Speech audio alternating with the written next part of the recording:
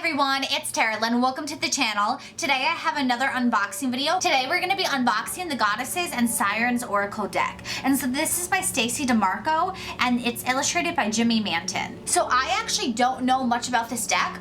I honestly just got it because I wanted more decks that are inspired by goddesses, and I like the fact that this has sirens as well, because if you know anything about me, I love the energy of the sea and the ocean. I have a lot of mermaid inspired decks, and I also have my tray when I do charm casting. I actually have it as a resin beach, and I use that to analyze how the charms fall and what they mean. So I'm just really drawn to work with things that remind me of the ocean. And so I thought this deck would be really fitting to have in my collection because it has the sirens, which is representing the energy of the sea, but then you also have the goddesses, which is something I wanted to get another deck of. And so first impressions of the box, it's very sturdy. It's a very standard Oracle box, so it's going to hold up for a long time if you store your cards in the box. And then to open the box, it's like you would any standard Oracle box. You're just going to pull off the lid, and then you have the guidebook inside, and underneath the guidebook you have the cards. So here's a little poem from the author. "You are the thought that created me, the breath of passion that animated me, the egg that I have sprung from,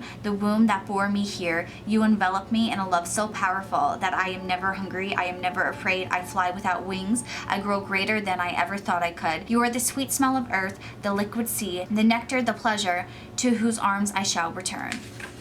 And then you have the table of contents. And then you have an introduction and talks about the feminine divine, how to use these cards, a dedication for your cards, tools that you may need.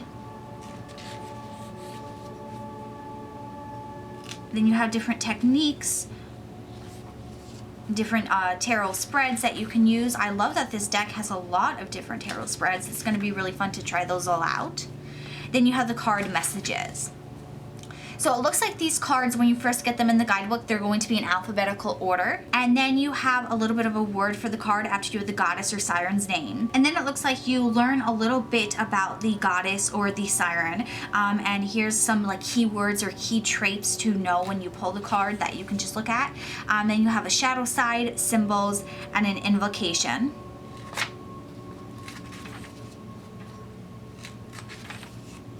So it looks like this guidebook really goes in depth. I feel like this would be a great deck. If you don't know a lot about these sirens or goddesses, you could learn with this. It definitely feels like this is beginner friendly. It feels like this is really educational.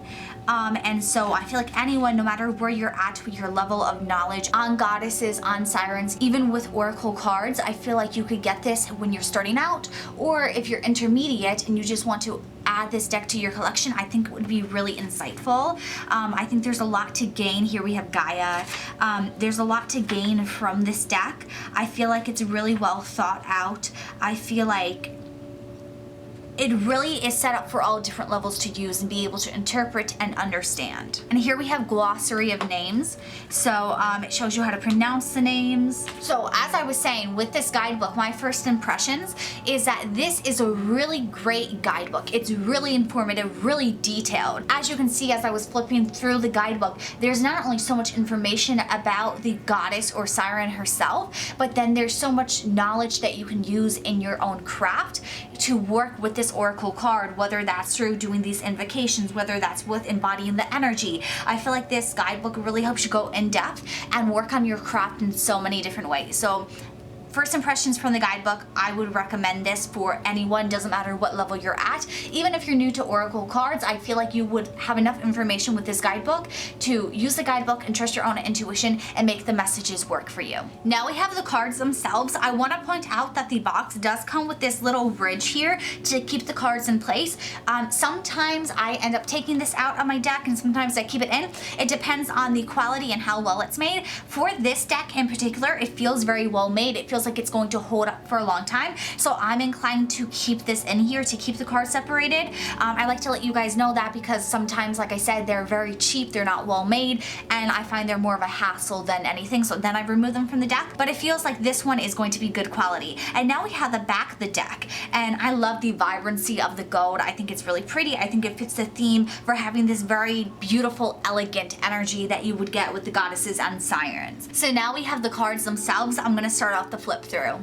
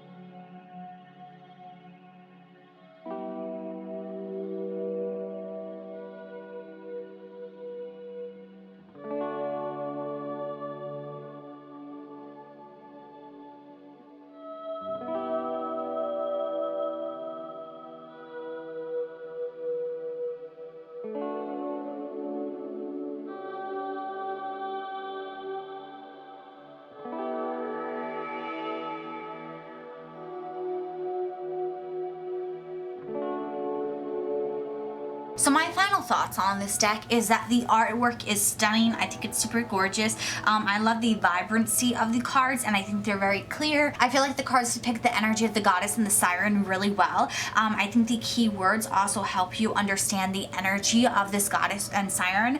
And then I think the guidebook has enough information that anyone, no matter where you're at on your journey, is going to be able to understand these cards and use them. So I would highly recommend these cards. I'm very happy with my purchase. As long as you love the artwork, you feel connected to these cards, and it's a deck that you want, I would really encourage you to go out and to get it. I don't have any issues with this deck. I shuffled the deck and I think it shuffles beautifully. The cards have a little bit of a slip, which helps out when doing the overhand shuffle, and when I was doing the riffle shuffle, I had no issues. These are the size of normal oracle cards, so they're a little larger than tarot cards, so that's something to keep in mind. But if you have other oracle cards, something like Oracle of the Mermaids, Divination of the Ancients, the Halloween oracle cards, they're all about the same size. So if you're familiar with those decks, you won't have any issues with this deck. I also want to point out that when I was shuffling, 2 cards did fall out. So we have Kali, Fear, and Baba Yaga, Authenticity. And so what I'm sensing for those of you who are watching this collective message is that right now, you are being told right now to make the things in your life that you are seeing as challenges, as obstacles. Mostly this is within yourself, your internal self. So these are your fears, your insecurities, your jealousy, your envy over someone else and what they have. And it's really about you sitting with yourself and becoming more authentic and figuring out ways that you can take the things that you fear and turn them around where you're making an enemy become an asset that you already have. Right now, the things in your life that are scaring you, the things that you're intimidated by, they are things that you feel you don't possess. And it's because you're not being authentic. I really get the sense it's like right now you are trying so hard to live up to this standard where either you are ignoring what you have because you think it is hurting you, you think it's hindering you. And so instead of accepting who you are, you're pushing yourself down and you're trying to fit a mold, or you're in your life and you're upset, you're frustrated because you don't have the things you want and you're fearful that you're never going to get those things. And so instead of changing things and working and getting those things, it's like you are trying to convince yourself it's impossible and not be authentic and be like, this is what I want, this is the work I have to do to get it. It's like you're trying to convince yourself of this narrative that doesn't exist, that you can't possibly get it. And so it's like in both situations, there's this energy of deceiving yourself, of telling yourself that who you want to be cannot be possible because you won't allow it, because you're not taking the steps to do so, because you are controlling yourself in a way where you're not allowing yourself to get it. And so I feel like Spirit wanted to point out with these 2 cards right now, you are meant to sit and analyze and figure out what you can do that can make you get it. It might be difficult, it might not be easy, it might take a long time.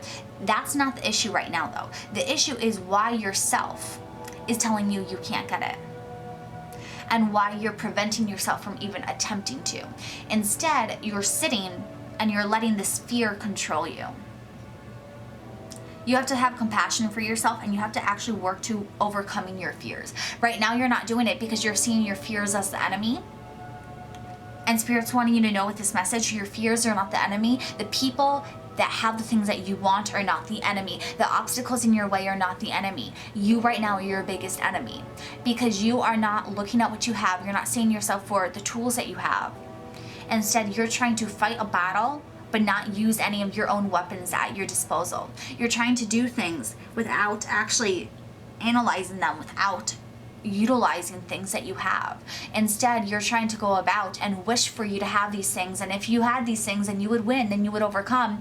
And so instead of actually doing anything, you're sitting, you're waiting and wishing for things. Honestly, I get the impression it's like you need to be scrappy. When it comes to your goals in life, you have to be scrappy. You have to fight for them. You have to push for them. You're not going to get them by sitting in fear. You're not going to get them by staying stagnant. You're not going to get them by waiting. Be scrappy. Fight. Go for it. Use what you have. Even if what you have isn't that good, keep pushing forward. Keep going towards that goal. Slowly but surely, maybe you might fall down. Maybe you might get injured. Maybe something will go wrong. That's okay. You're still making progress. But at least then you're learning, you're adapting, and you're picking yourself back up. Right now, you're not doing any of that. And like this goddess energy in you is telling you, go and fight. Go and get what you want. Like, quit waiting, quit asking for advice. Like, this is your advice. I feel like some of you, it's like, you say what you want all the time, but yet there's not any action from you. And Spirit's telling you, it's like, who do you think is going to make that action happen? Who do you think is going to bring these goals to you if you don't take that action? Like, you're waiting for things, but you have everything you need. It's literally you right now. You're the issue. You're the fear. You're the doubt. You're what you need to fix. And it comes internally, and it's not going to be easy, but you have to accept where you're at with things, and you have to work with what you have.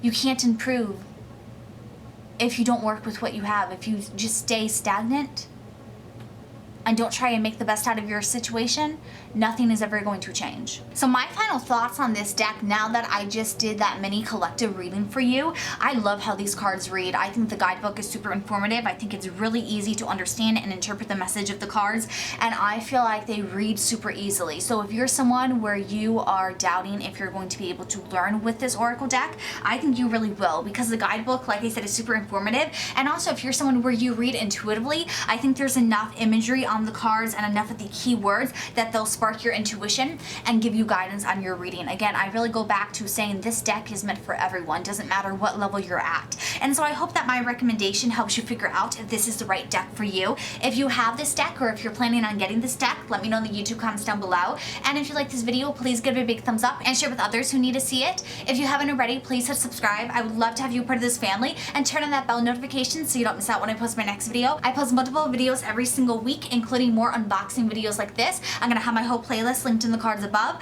I also post readings, so pick a pile readings, collective readings, and zodiac readings. And I also post other educational videos to help you all along your spiritual journeys. If you want to get your own private in-depth reading, I do sell them. You can check out my Etsy shop, or you can message me on Facebook or Instagram. Everything's gonna be linked in the description box down below. And I'm gonna have more videos linked in the cards above for you to watch next. I can't wait to see you all in my next video. I hope you have a good one. Bye.